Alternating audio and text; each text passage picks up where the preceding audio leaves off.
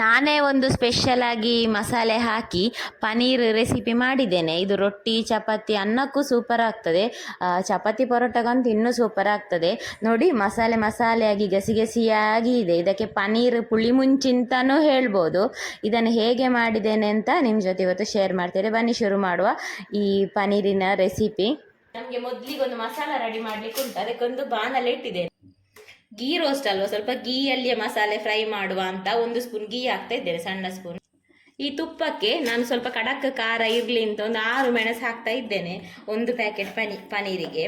ಮತ್ತೆ ಒಂದು 7-8 ಬೀಜ ಪೆಪ್ಪರ್, ಆನಂತರ ಸ್ವಲ್ಪ ಒಂದು 7-8 ಬೀಜ ಮೆಂತೆಕಾಳು, ಹಾಗೇನೆ ಒಂದು ಕಾಲು ಸ್ಪೂನಿಗಿಂತ ಸ್ವಲ್ಪ ಕಡಿಮೆ ಇದು ಸೋಂಪು, ಬಡೆ ಸೊಪ್ಪು ಉಂಟಲ್ಲ ಅದು, ಹಾಗೇನೆ ಒಂದು ಅರ್ಧ ಸ್ಪೂನ್ ಅಷ್ಟು ಕೊತ್ತಂಬರಿ, ಸ್ಪೂನಲ್ಲಿ ತೋರಿಸಿದ್ದೆ ನೋಡಿ. ಹಾಗೆಯೇ ಸ್ವಲ್ಪ ಚಮಚದ ತುದಿಯಲ್ಲಿ ಜೀರಿಗೆ, ಆಯಿತಾ. ಮತ್ತು ಸ್ವಲ್ಪ ಈಗ ಫ್ರೈ ಆಗಲಿ ತುಪ್ಪದಲ್ಲಿ. ಈಗ ಒಂದೆರಡು ಲವಂಗ, ಒಂದು ಸಣ್ಣ ತುಂಡು ಚಕ್ಕೆ, ಹಾಗೇನೊಂದು 4 ಎಸಳು ಬೆಳ್ಳುಳ್ಳಿ, ಇದು ಕೂಡ ಸ್ವಲ್ಪ ಬಿಸಿ ಆಗಲಿ. ಇದು ಚಕ್ಕೆ ಲವಂಗ ಹಾಕಿದ್ರೂ ಆಗ್ತದೆ, ಹಾಕದಿದ್ರೂ ಆಗ್ತದೆ. ನಾನೊಂದು ಒಳ್ಳೆ ಫ್ಲೇವರ್ ಪರಿಮಳ ಬರಲಿ ಅಂತ ಹಾಕಿದ್ದೇನೆ. ಗೀ ರೋಸ್ಟಿಗೆ ಮಸಾಲೆ ಜಾಸ್ತಿ ಫ್ರೈ ಆಗಲಿಕ್ಕಿಲ್ಲ, ಆಯಿತಾ. ಸ್ವಲ್ಪ ಫ್ರೈ ಆದರೆ ಸಾಕು. ಈಗ ಸ್ವಲ್ಪ ಒಂದು ಚಮಚದ ತುದಿಯಲ್ಲಿ ನೋಡಿ, ಇದು ಬಡೆ ಸೊಪ್ಪು ಉಂಟಲ್ಲ, ಗಸಗಸೆ ಉಂಟಲ್ಲ, ಕಸ್ಕಸ್ ಅಂತ ಹೇಳುದು ನಾವು, ಆ ಗಸಗಸೆ ಹಾಕ್ತಾ ಇದ್ದೇನೆ. ಗಸಗಸೆ ಹಾಕಿದ ತಕ್ಷಣ ಗ್ಯಾಸ್ ಆಫ್ ಮಾಡೋದು. ಮಸಾಲೆ ಎಲ್ಲೆಲ್ಲಿ ಮಿಕ್ಸಿ ಜಾರಿಗೆ ಹಾಕಿದ್ದೇನೆ. ಹಾಗೆ ಒಂದಿಷ್ಟು ಹುಣಸೆ ಹುಳಿ ಉಂಟಲ್ಲ ನೋಡಿ, ಇಷ್ಟನ್ನು ನೀರಲ್ಲಿ ಹಾಕಿ ಇಟ್ಟಿದ್ದೆ. ಅದನ್ನು ಹಾಕಿ ಒಟ್ಟಿಗೆ ಗ್ರೈಂಡ್ ಮಾಡೋದು, ನೈಸ್ ಒಂದು ಪೇಸ್ಟ್ ಮಾಡೋದು. ಮಸಾಲೆ ಗ್ರೈಂಡ್ ಆದಮೇಲೆ ಇಲ್ಲೊಂದು ಪ್ಯಾನ್ ತಗೊಂಡಿದ್ದೇನೆ. ಅದಕ್ಕೊಂದು, ಇದು ಸಣ್ಣ ಸ್ಪೂನ್ ಅಲ್ಲ, ಹಾಗಾಗಿ ಹಾಕಬೇಕಾಗ್ತದೆ, 3-4 ಸ್ಪೂನ್ ಅಷ್ಟು ತುಪ್ಪ ಹಾಕಿದ್ದೇನೆ. ಇದು ನಾನೇ ಮನೆಯಲ್ಲಿ ಮಾಡಿರುವಂಥ ತುಪ್ಪ, ವಿಡಿಯೋ ಶೇರ್ ಮಾಡಿದ್ದೇನೆ, ನೋಡದವರು ನೋಡಿ. ಮರಳು ಆಗಿದೆ ಅಲ್ಲ. ಈಗ ತುಪ್ಪ ಬಿಸಿ ಆಗುವಾಗ ಕಟ್ ಮಾಡಿಟ್ಟ ಪನೀರನ್ನು ಸ್ವಲ್ಪ ಫ್ರೈ ಮಾಡಿ ತೆಗೆಯುವ. ಇಷ್ಟು ಫ್ರೈ ಮಾಡಿ ತೆಗಿತೇನೆ.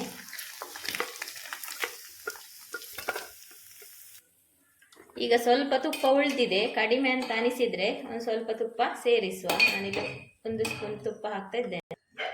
ಈಗ ಅದೇ ತುಪ್ಪಕ್ಕೆ ಸಣ್ಣದಾಗಿ ಕಟ್ ಮಾಡಿದ್ದು 1 ಈರುಳ್ಳಿ ಹಾಕ್ತಾ ಇದ್ದೇನೆ. ಹಾಗೆಯೇ ಸ್ವಲ್ಪ ಕರಿಬೇವು. ಈರುಳ್ಳಿ ಫ್ರೈ ಆಗುವಾಗ ಸ್ವಲ್ಪ ಚಿಟಿಕೆಯಷ್ಟು ಅರಶಿನ. ಈಗ ಗ್ರೈಂಡ್ ಮಾಡಿದಂಥ ಮಸಾಲ ಪೇಸ್ಟ್ ಹಾಕಿ ಮಸಾಲೆ ಪೇಸ್ಟ್ ಹಾಕಿ ತುಪ್ಪದಲ್ಲಿ ಇದನ್ನೊಳ್ಳೆ ಫ್ರೈ ಮಾಡಬೇಕು. ಮಿಕ್ಸಿ ತೊಳೆದು ನೀರು ಹಾಕಬೇಡಿ. ಇಷ್ಟು ಫ್ರೈ ಆಗುವಾಗ ರುಚಿಗೆ ತಕ್ಕಷ್ಟು ಉಪ್ಪು, ಹಾಗೆ ನಾನು ಸ್ವಲ್ಪ ಬೆಲ್ಲ. ಇದರಲ್ಲಿ ಮಸಾಲೆ ಟೊಮೆಟೊ ಎಲೆ ಅಂತ ಹಾಕುವುದಿಲ್ಲಲ್ಲ, ಅದಕ್ಕೆ ಸ್ವಲ್ಪ ಟೇಸ್ಟ್ ಬ್ಯಾಲೆನ್ಸಿಗೆ ಬೆಲ್ಲ. ಇನ್ನು ಕೂಡ ಮಸಾಲೆ ರೋಸ್ಟ್ ಆಗಲಿ, ಫ್ರೈ ಆಗಲಿ ತುಪ್ಪದಲ್ಲಿ. ನೋಡಿ, ಇಷ್ಟು ಡ್ರೈ ಆಯಿತು. ನಾನು ಇದನ್ನು ಕಂಪ್ಲೀಟ್ ಡ್ರೈ ರೋಸ್ಟ್ ಮಾಡೋದಿಲ್ಲ, ಯಾಕೆಂದರೆ ನಮಗೆ ಚಪಾತಿ ತಿನ್ನಬೇಕು, ಇಷ್ಟು ಗಸಿ ಇರಲಿ ಅಂತ. ಈಗ ಫ್ರೈ ಮಾಡಿದಂಥ ಪನೀರನ್ನು ಸೇರಿಸಿ ಒಂದು ಸ್ವಲ್ಪ ಹೊತ್ತು ಮಿಕ್ಸ್ ಮಾಡ್ತಾ ಡ್ರೈ ಮಾಡ್ತೇನೆ, ತುಂಬ ಡ್ರೈ ಮಾಡೋದಿಲ್ಲ.